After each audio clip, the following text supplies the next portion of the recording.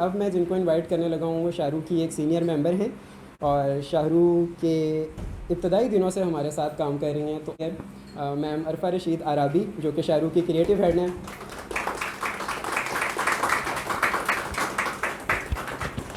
میں میم عرفہ سے ریکویسٹ کروں گا کہ وہ آپ لوگوں سے کچھ باتیں شیئر کریں.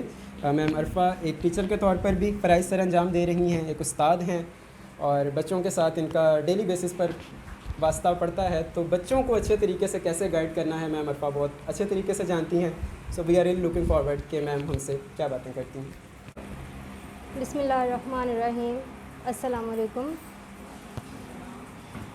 جشن آزادی کے حوالے سے تھوڑی سی میں بات کرنا چاہوں گی. تھوڑی سی اس میں سیکھنے کی چیزیں ہیں, دھیان سے اس کو سمجھنا کہ کچھ تھوڑے سے مشکل ورڈز ہیں تو بچوں کی سمجھ میں شاید نہ آئے, لیکن بڑے اس کو بہت اچھے طریقے سے سمجھ سکتے ہیں. بسم اللہ الرحمن الرحیم.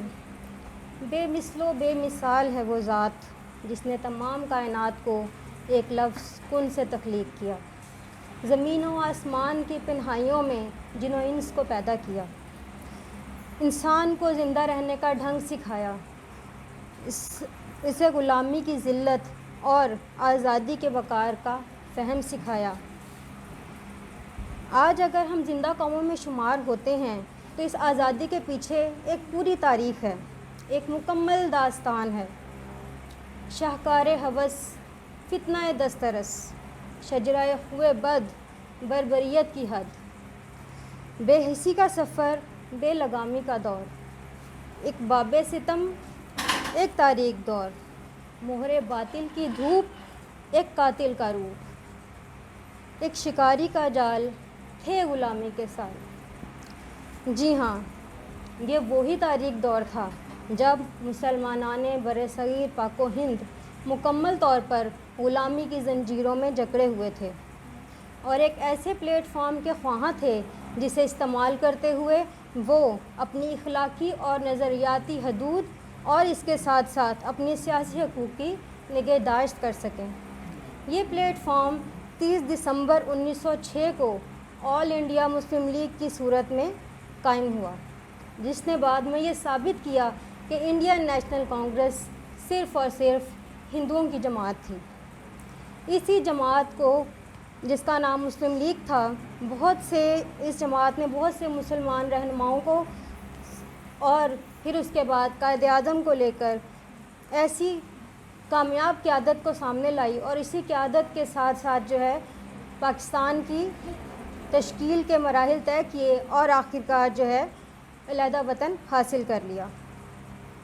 اس جماعت کا منشور تھا, وہ وطن جس میں ہو قرآن کی بالادستی, وہ وطن جس میں ہو قرآن کی بالادستی, عدل و انصاف, مساوات و اخوت کا امین, جس میں اسلام کی تہذیب کی کرنیں پھوٹیں, جس کا ہر ذرہ ہو, ہر رنگ ہو, ہر پھول حسین.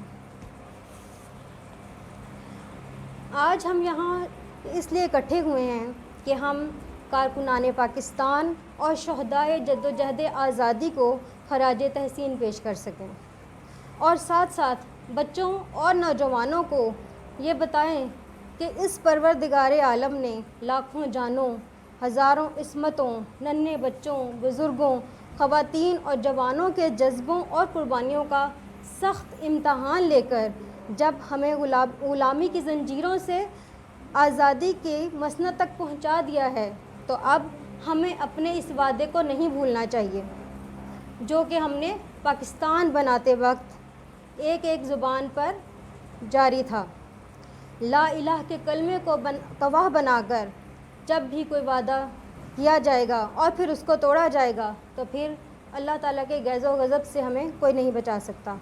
اب بھی وقت ہے کہ ہم تمام خداؤں کے کلاوے گلے سے اتاریں اور ایک بزرگ و برتر ہستی کا جو نظام ہے وہ اس دھرتی کو دیں. آخر میں اس وطن عزیز کے لیے دعا ہے, خدا کرے کہ میری عرض پاک پر اترے وہ فصل گل جسے اندیشہ زوال نہ ہو, جہاں جو پھول کھلے وہ کھلا رہے صدیوں, جہاں خزاں کو گزرنے کی بھی مجال نہ ہو, جہاں جو سبزہ اگے وہ ہمیشہ سبز رہے اور ایسا سبز جس کی کوئی مثال نہ ہو. شکریہ.